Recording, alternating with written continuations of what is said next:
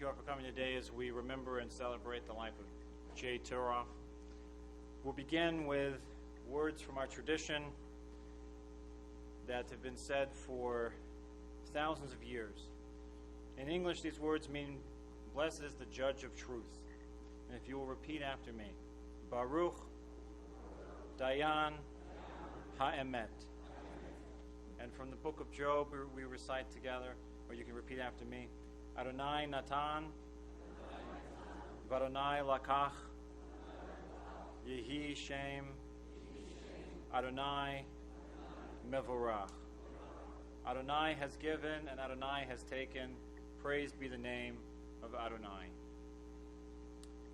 Every funeral we begin with readings from Psalms or from our tradition, and I will share a few Psalms now for you. From the Psalm 15, a Psalm of David. Do we deserve to enter God's sanctuary? Can we merit a place in the presence of God?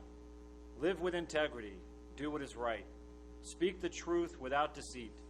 Have no slander upon your tongue. Do no evil to others. Do not mistreat your neighbor. Spurn a contemptible person, but honor those who revere Adonai.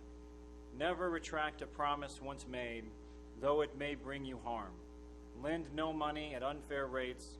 Accept no bribe against the innocent. Make these deeds your own, then you shall stand firm forever.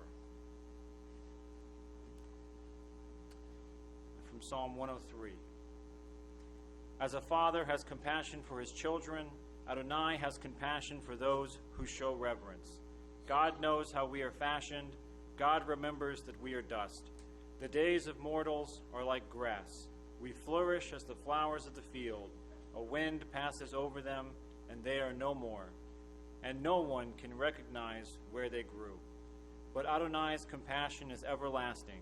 God's kindness to children's children, to all the reverent ones, endures age after age, unchanging. From the book of Lamentations. The kindness of Adonai has not ended. God's mercies are not spent. They are renewed every morning. Ample is your grace. Adonai is my portion, I will say with full heart. Therefore I will hope in God. Adonai is good to those with trust, to the one who seeks God. It is good to wait patiently till rescue comes from Adonai. And from the teachings of the rabbis in Pirkei Avot, Rabbi Tarfon taught, the day is short and the task is great. The workers are sluggish, the reward is bountiful, and the master is insistent. This was a favorite teaching of his. You are not obliged to finish the task, but neither are you free to abandon it. If you have studied much Torah, you will earn great reward, for our master is sure to repay you for your efforts. But know that the reward of the righteous is reserved for some future time. At this point, I will invite to speak Stuart Abraham.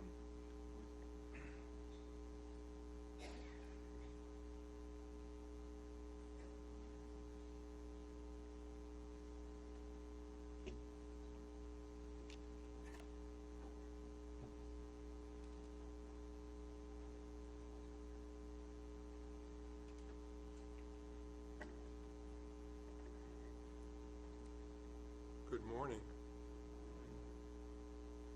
Jay is here, and I'm sure he is very thankful for all of you coming today. So I have the honor of speaking about my friend Jay.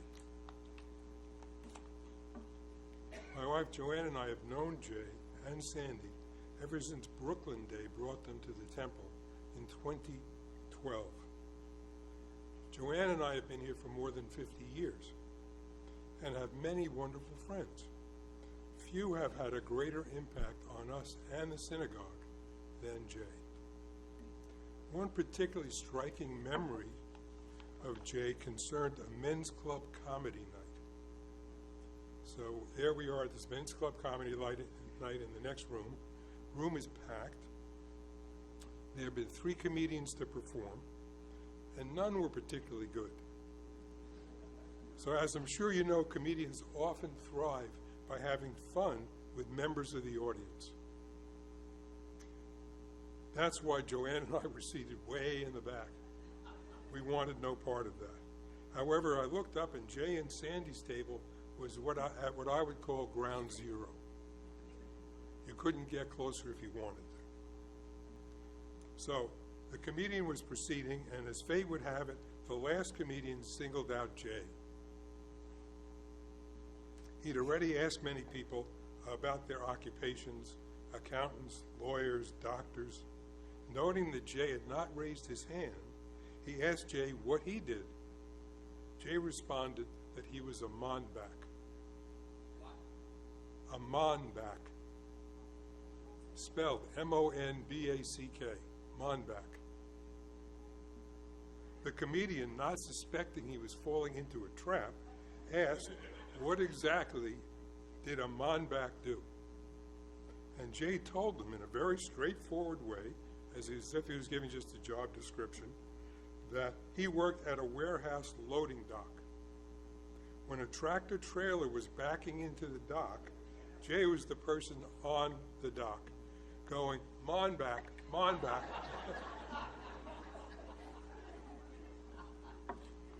That was the funniest moment of the entire evening. As everyone knows, Jay was astoundingly generous with his time, resources, and money.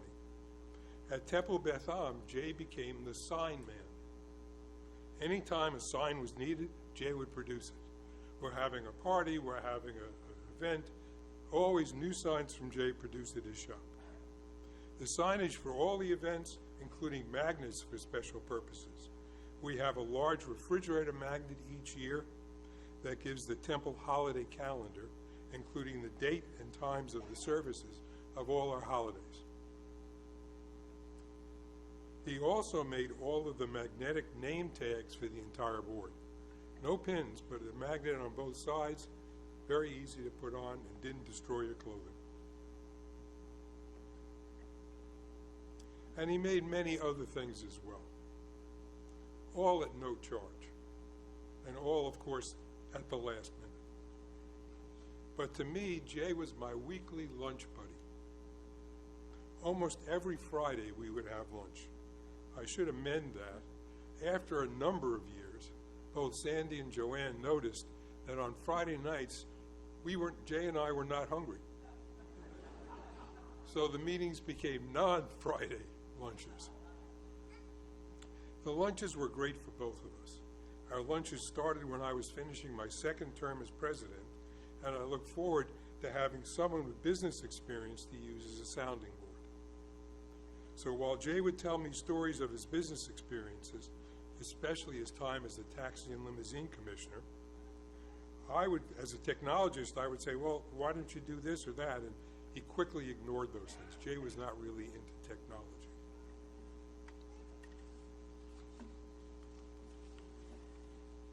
Our discussions were wide-ranging. Over time, he became my designated matching donor. I'd identify a special unfunded need at the shul and the cost, and Jay would say, I'll split it with you. So I had to start being careful what I identified, because splitting everything would have been a real challenge. When we did the sanctuary renovation in 2014, no, it didn't really always look like this. He was the biggest cheerleader and a significant financial supporter. When it was completed, Jay designed, produced, and paid for the mounted blocks of Jerusalem stone mementos that he created to give to all the members of the committee. And we finished just before Rosh Hashanah. When I say just before, I'm talking 4 o'clock. We were still here trying to get a stain off the floor here and vacuuming around the poles on the other side. Over time, the nature of our lunches changed. Jay had become totally immersed and involved in TBA, and I had retired from temple leadership. Jay was on the finance committee. Then he served as treasurer on the temple board. Now he was the one coming to lunches, prepped with far more to discuss than I was privy to as a past president.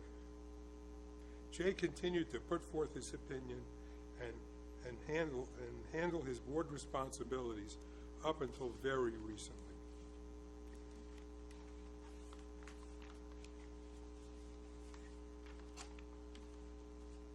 In the past year, really since Jill's passing, our lunches have become less frequent. His huge heart was aching, and then it actually broke down. Jay was the person we all aspire to be, a Mensch. We all have lost someone wonderful, and I have lost my lunch buddy. Rest in peace, Jay, my dear friend.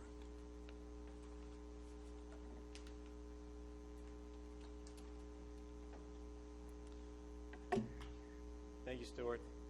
And now I invite Mark Rosenthal to share a few words.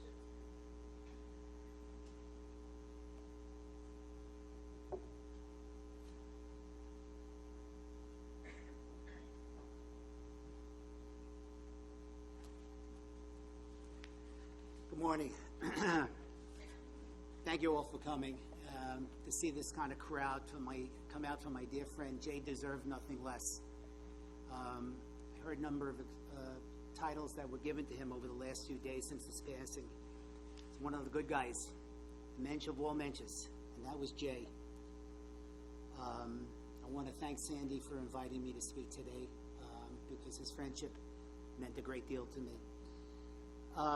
That inevitable day in 2012, Brooklyn Day, we all remember, Sandy came with a group of ladies, and she was so taken by Temple Beth Ahm, she immediately started talking to people, including my wife, about joining the temple. And she did, and we've profited for that membership. And when she joined, along came, guess who? Jay.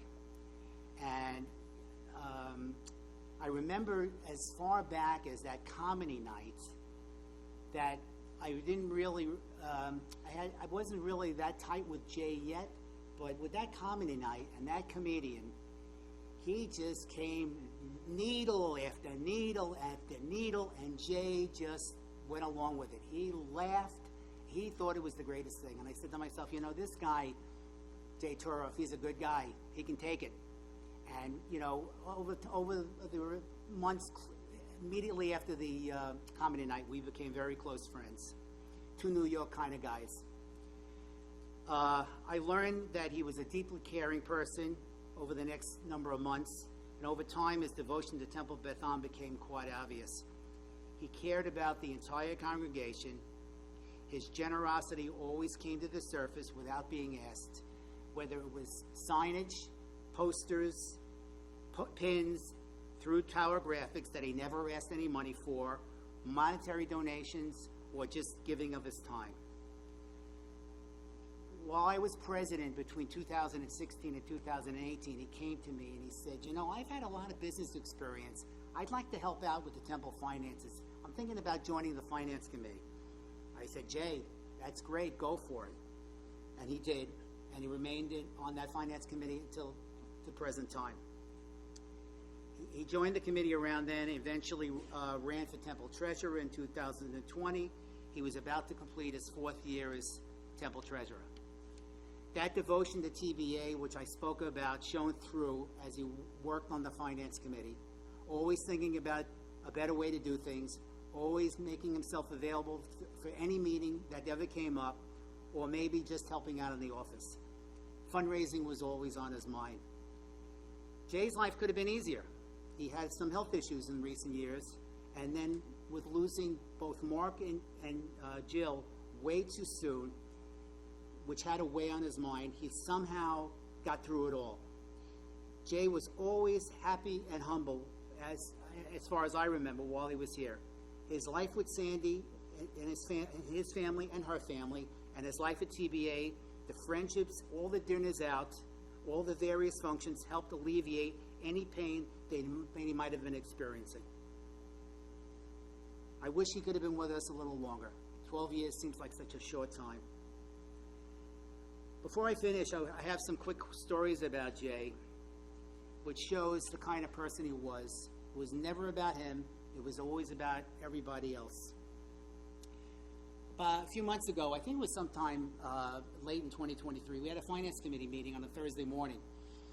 And he always showed up to these meetings. If we had a 9:30 meeting, he was here at 9 o'clock. If we had a 10 o'clock meeting, he was here at 9:30. He was always here. So the committee's here. Mike Hoffman, Barbara Hollander, and I are here. And it's 9:30. We had a scheduled meeting for 9:30. No Jay. I was starting to get worried. So I called him. He answers the phone. I said, "Are you okay? Where are you?" He says, "I'm sitting in the car on the corner of Church and Line Road." I said, "What are you doing there?" He says, "Well, there's a detour on Lloyd Road.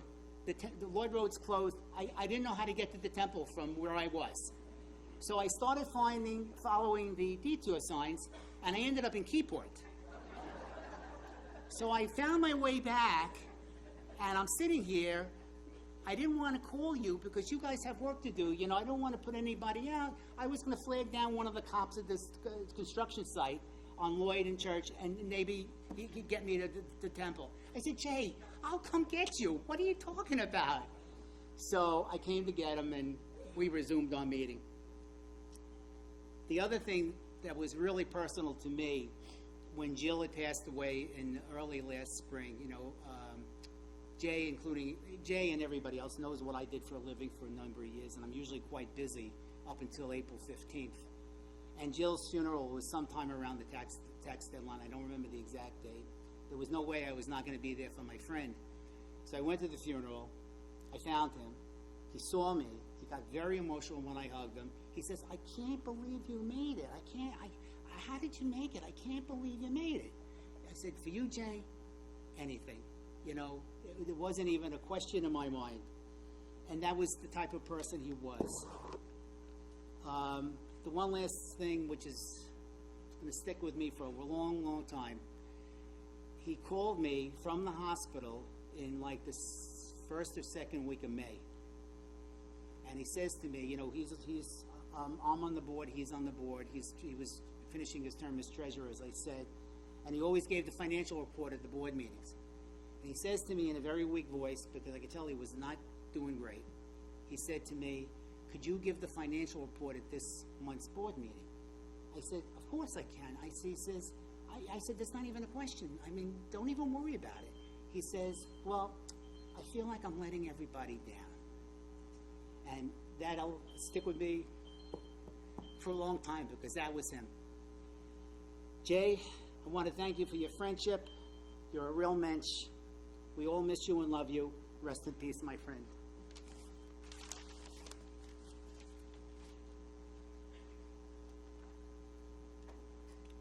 Thank you, Mark. And now I invite Dr. Linda Eckhouse, American, Sandy Finkelstein's sister, to share a few of her memories and stories about Jay as well. Not so much memories and stories. We're going to hear a lot of those, but something I wanted to share. When this past Shabbat, when I was still in Israel, I was reading an article, and it just stuck with me, and it stuck with me. I couldn't get it out of my mind. Of course, I didn't know yet what had happened to Jay. I didn't find out till Sunday. But then I realized why this article stuck in my mind, and I would like to share it with you. I'm going to read part of a letter that was written by a 15-year-old boy that was quoted in an article in a booklet called Torah Tidbits. A 15-year-old boy whose father, a doctor, fell in battle while saving lives under fire. I'm going to quote, "It's a widespread mistake to assume that when the soul ascends to heaven, it loses its function and is no longer active in the world. The truth is that when the soul ascends, it's bound up in the bond of eternal life. The soul is highly active from there in assuring the success of the nation of Israel in general and of the departed's relatives and friends in particular. Now when we encounter difficulties in life, the soul of our departed dear one will be of tremendous assistance to us from behind the scenes. The departed do not leave us. They watch us and accompany us at every moment. They participate in our joyful celebrations and are there when we grieve. And when we perform good deeds, they are, of course, proud of us. We learned that we're supposed to act as God would act, just as God, the source of all things, is constantly giving to us, to the world. So did Jay.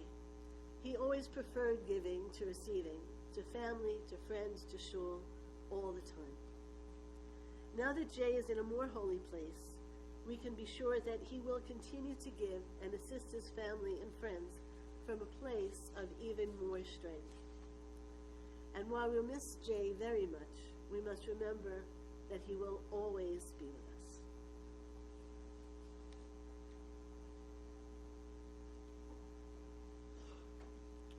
Thank you, Linda, for the words of Torah.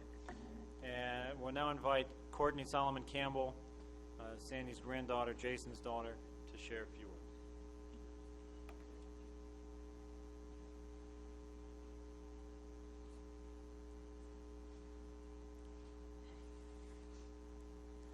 I would have had my son up here with me, but he doesn't seem to like being quiet for more than 1 minute, so it'll just be me.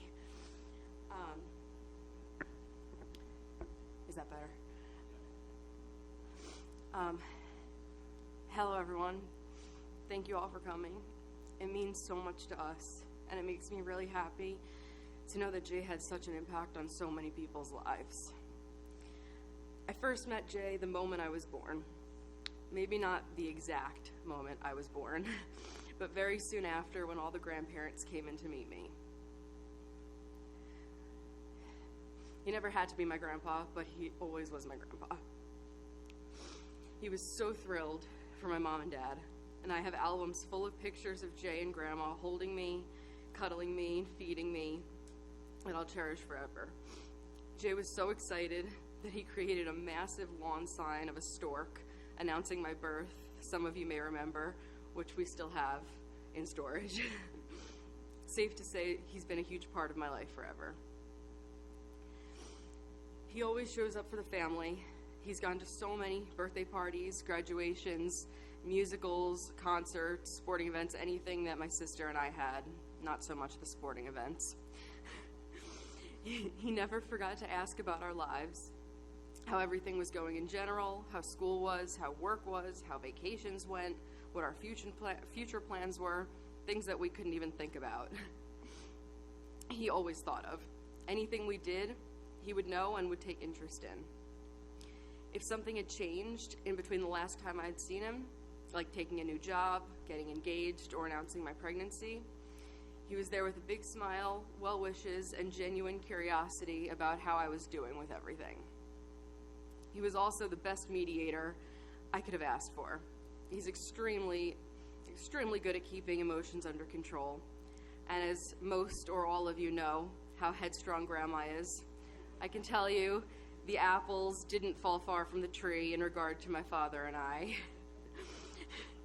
Jay always balanced out our individual passions and made sure we remembered that family's the most important thing whenever we get a little too heated or intense during a discussion. And I've always admired and appreciated him for that and his ability to get us to all work together as a family. Aside from how much he meant to me, he also meant the world to my son and vice versa. Jay was thrilled to be a great-grandpa, beyond thrilled, and got such excitement from seeing Liam. Like with me, Jay's been there since Liam was born. He loves seeing all of his milestones and hearing him laugh. A couple months ago, Liam took his first real steps. Who did he go to? Jay. In Liam's and our favorite cartoon, Bluey, when asked why Bluey took her first steps, her sister responds with, "Maybe you just saw something you wanted." And that's what it was. Liam wanted Jay just as much as Jay wanted Liam. Grandma actually happened to catch that on video, along with my hilariously shocked face in the background, which I'm so grateful for, and I'll get to watch forever. Liam will always have a bunch of photos and videos of him and his great-grandpa to remember him by. I really just can't express how much we're going to miss Jay's presence and how much we love him. But I take comfort in knowing he's touched so many people's lives and hearing all of the stories about him, and that his memory will live on in all of us forever. Jay, we love you so much. Liam loves you, and if Liam could be quiet for a minute or two, he would be up here as well. I love you.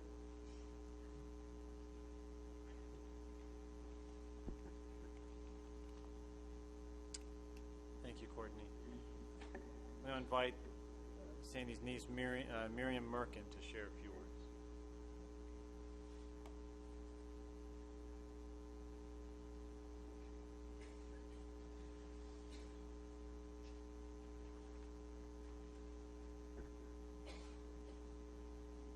Can you hear me? It's okay? אוקיי, קוראים לי מרים ואני האחיינית של ג'יי, ואשמח לראות את כולם ביחד היום, לדבר רגע על החיים ועל ההשפעה של ג'יי, שממש משפיע על כולנו, ופשוט אתמקד רגע על מידת הנדיבות של ג'יי, ובמיוחד בנדיבות עם הזמן שלו.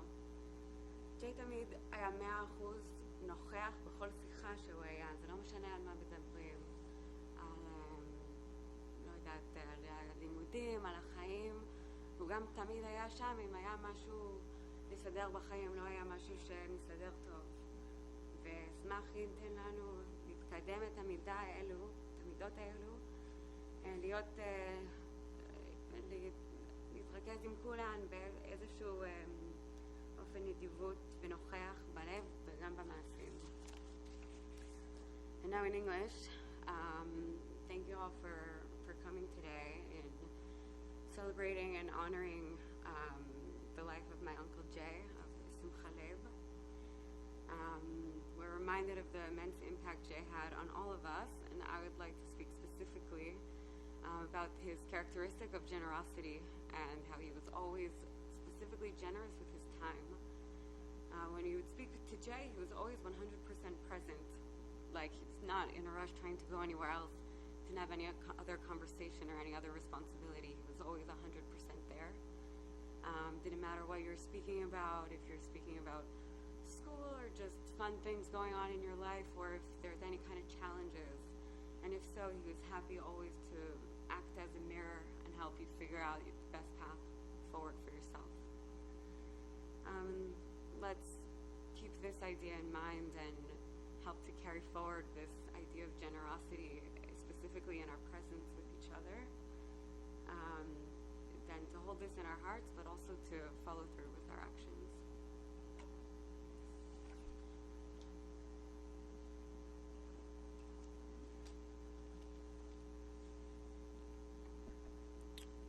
I invite Larry Eckhouse, Sandy's brother.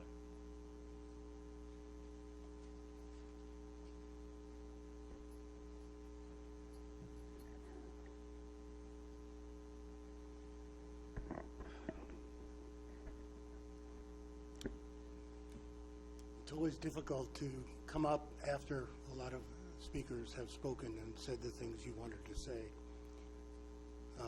but it also makes it easier. I only have two things. When we moved away from Brooklyn many years ago, 50 years ago in fact, I took comfort over the years in the fact that there were two people who took my place. One was my brother-in-law Serge, Linda's husband, and the other was Jay. Jay was the son to my parents and took care of them as I would if I were there. He was a good friend to our father. They spoke, they had conversations all the time. And my mother adored him.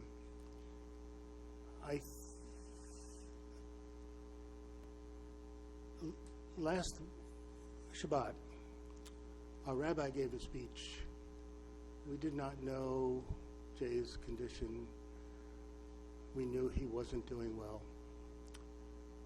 And it didn't dawn on me at the time, but he spoke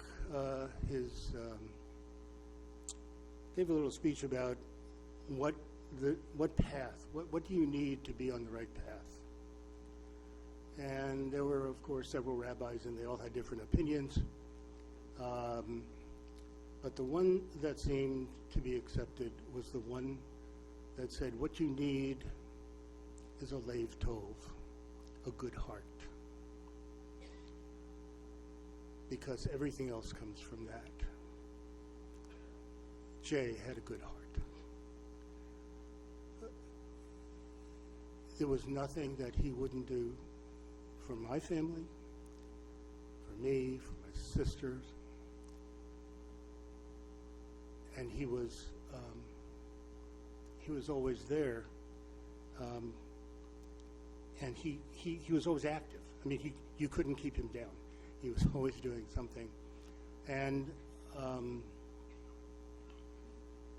the one thing that came to mind just a few minutes ago was a sweet 16 he made for my sister, who never had one. And what a wonderful time that was. I didn't spend a lot of time with Jay. He came up with Sandy to New Hampshire several times, and we certainly saw him whenever we came down to Brooklyn and New Jersey. But he was one of a kind. No matter what was going on, he would move forward. He'd carry whatever burdens he had, and he would move forward. I cannot imagine some of the things he went through and coming out as he did and doing so much for so many. And I want to thank you all for coming. Thank you.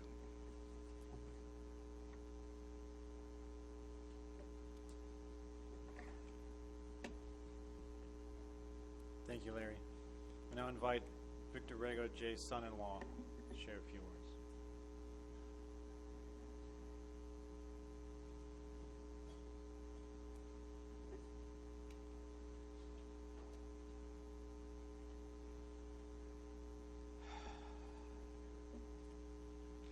Well, we've all heard, we're all here, we mostly know Jay.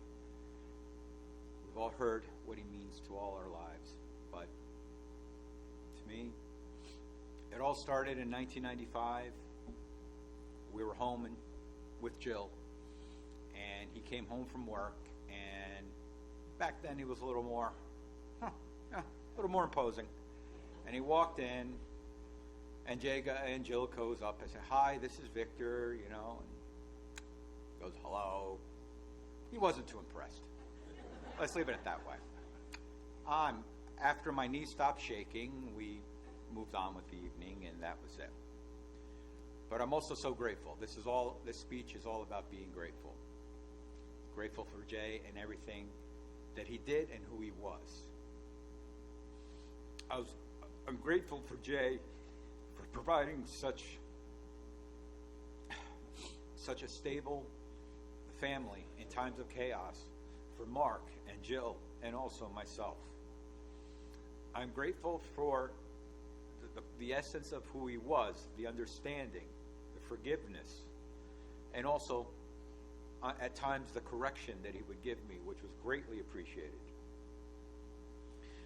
I'm grateful for Sandy. I'm extremely grateful for Sandy, and that Jay and Sandy found each other many, many years ago. That made him whole.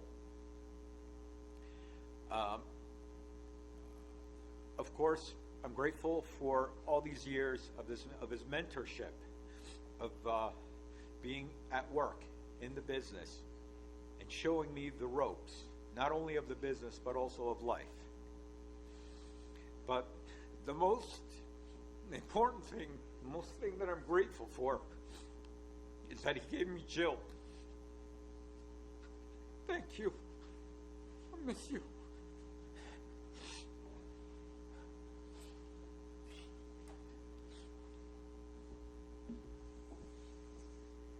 Thank you, Victor.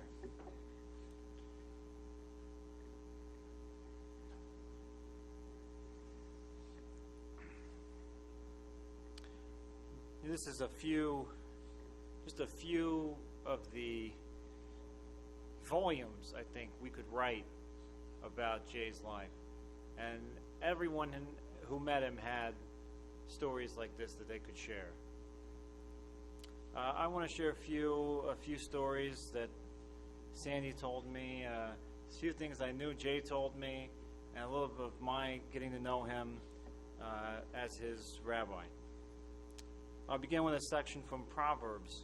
I feel it was really written about Jay. Repute is preferable to great wealth. Grace is better than silver and gold. Rich man and poor man meet. The Lord made them both. The shrewd man saw trouble and took cover.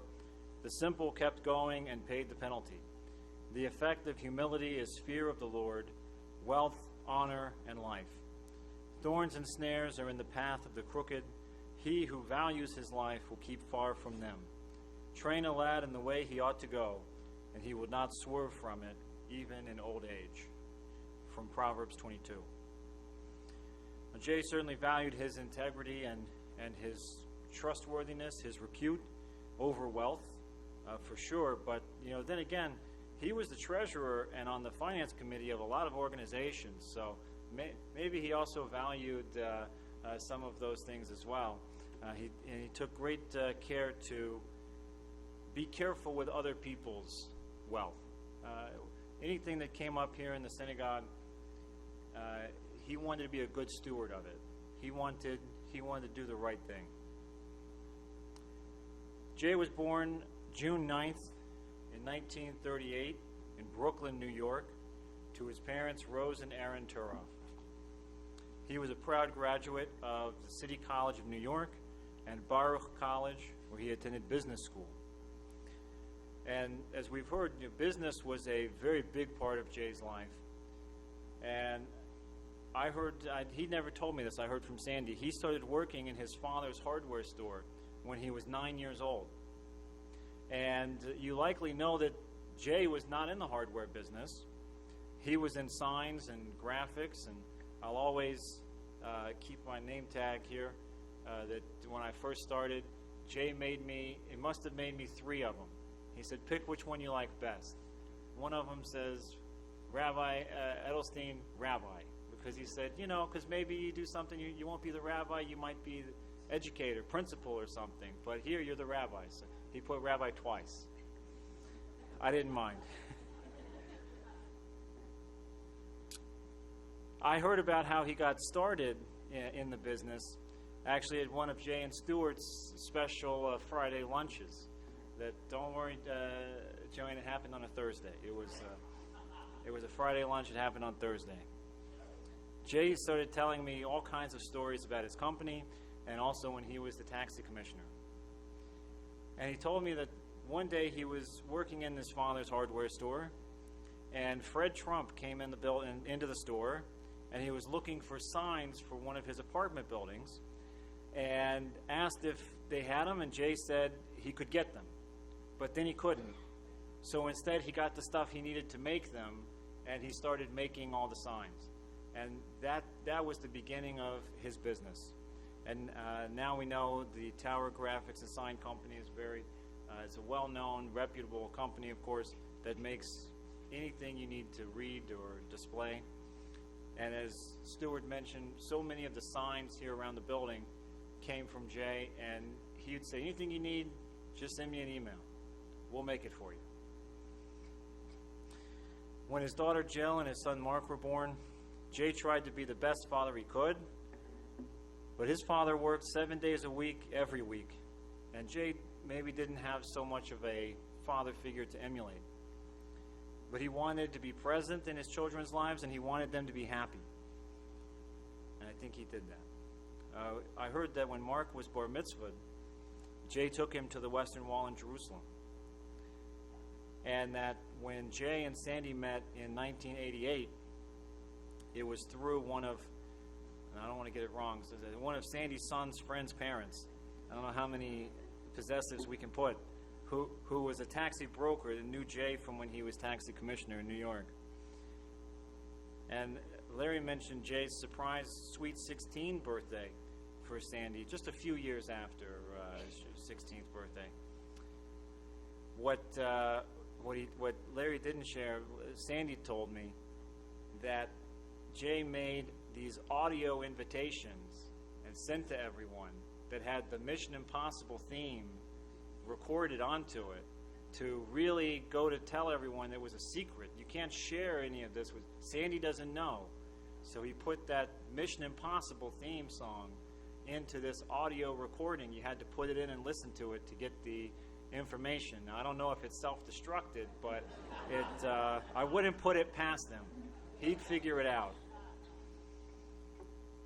Now, when Jay lost his son Mark tragically in 2007 at the young age of 36, Jay, he got himself more involved in his business, but also in the various organizations that he became so deeply involved in. And as Mark mentioned, when Sandy joined Temple Beth Ahm, we became one of those institutions that he really, once he got involved, you couldn't stop him. He was a treasurer, he was a trustee, he was finance committee. He supported all kinds of projects, the religious school, anything he could do. He was an early supporter and advisor for me when I started here. And, I'll always remember anytime something came up, or I'd say, Jay, what do you think about this? Or we're thinking about doing an event or a project. He would always say, Rabbi, if you want it to happen, we'll find the money. And that's one of his many sayings. We'll find the money. Don't worry about it. I also heard one of his other many sayings was, ask not what your shul can do for you, ask what you can do for your shul. And I think he lived by that. Last year, when Jill died, I saw a different side of Jay. And that was a lot for him to handle, as being the father of 2 children, surviving them both, something no one should have to experience. And Jay carried a lot of weight on his soul, but he tried not to show it. He was deeply caring, but he was a caregiver, and he never wanted help from anyone. He would do anything for you, but if you asked him if he needed something, I'm okay, don't worry about me. The way I got to see him in the hospital the last week was I showed up, because I'd call and ask him, Jay, is it a good time? You want me to come down and see you? No, Rabbi, don't worry about me. I'm fine. You've got other things to do. Don't worry about it. Don't bother. I said, I'm going to go anyways. I had to just show up. That's the only way you could help him, is you had to just do it. If you asked him if he needed something, it's okay. Don't worry about it. But I'll always remember, and I think everyone will agree, we'll miss Jay's humor. He was very quick. He was very witty. He was very dry. And I think of so many times we sat in the library in a finance meeting, and he would say something so perfectly deadpan. And everyone sitting around would kind of keep talking for a minute, and then they'd stop and they'd go, well, wait a minute, that was really funny. And then he'd laugh. But he'd always wait for other people to get it. And if you didn't get it, he wouldn't laugh. But he knew it was funny. And once he found out that I thought he was really funny, he would start making his little quips and jokes, and then he'd look at me and he'd raise his eyebrows. And I'd say, I got that one, Jay. That was funny. That was good. And then he'd chuckle once or twice, and he'd move right on. One thing we can all learn from Jay is, if you do the right thing, even if you're the only one who knows it, then you can always look yourself in the mirror. And he always voted his conscience. We'd be in a board meeting. Even if everyone else voted yes to something, if he didn't believe in it, he'd vote no. He never went with the crowd. He always said his opinion. And he believed that as long as you said your piece, voted your conscience, then you didn't have anything to worry about. I think there are tons of stories about Jay's life we can't tell here, but maybe someday they'll make a dramatized biopic full feature film about it. We'll all go, we'll watch it together. All of his ins and outs in New York politics and the numerous families and agencies and everything he dealt with, his death threats and near misses. We had a couple of lunches. I couldn't even eat. I'm sitting there just looking at him. He's telling me these stories. I'm saying, Jay, that's not real. That didn't. Oh, yeah, no, that happened. You wouldn't believe the things that he lived through.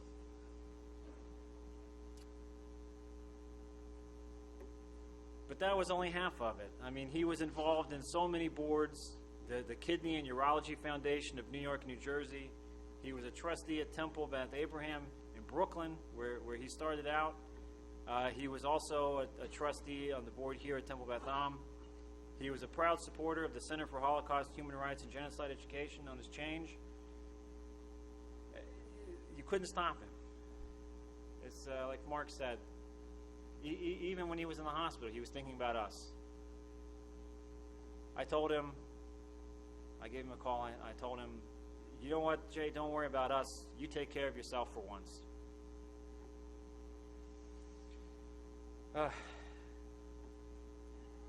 You know, if every Yiddish dictionary wanted to update their definition of a mensch, all they have to do is put that photo of Jay smiling.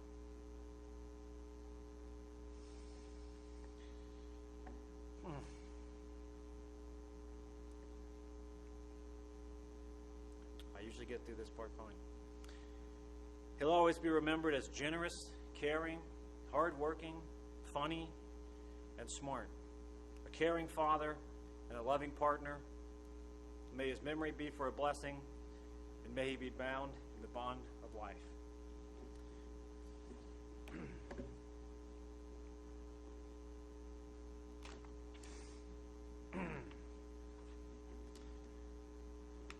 Almighty God of the living and the dead, send comfort to your children who grieve. Overcome by the pain of loss, they need your help to focus on the triumph and the joy in Jay Turoff's life. Help them to meet grief with courage, to face sorrow undaunted. Help them to treasure what is now theirs because Jay has lived. Should despair threaten or faith falter, sustain us all, Adonai, for you are our refuge and strength, our ever-present help in troubled times, and let us say, Amen. If you please rise for the El Mali Rachamim, which will be led by Cantor Michael Chernovsky.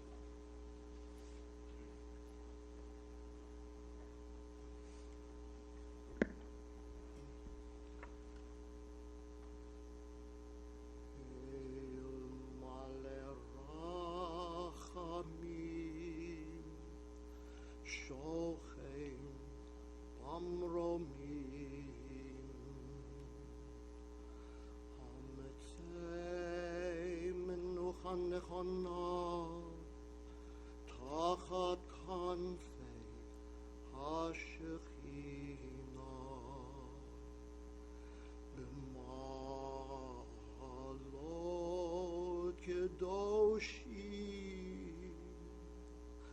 קדושים וטהורים כזוהר הרקיע מזהירים את נשמת שמחה לבן אהרון מיכל ורחל אלה שהלך לעולמו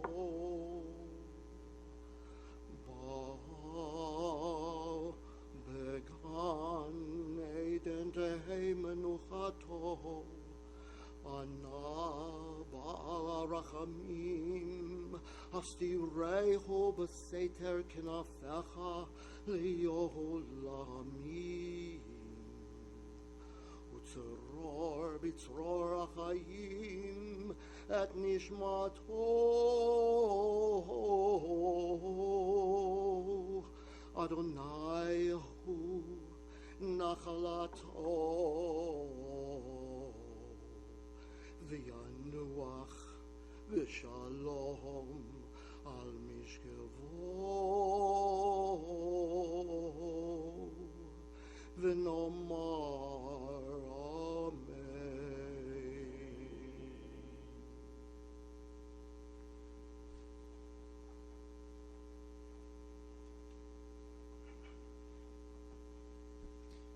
Please remain standing, and if the pallbearers would please come forward.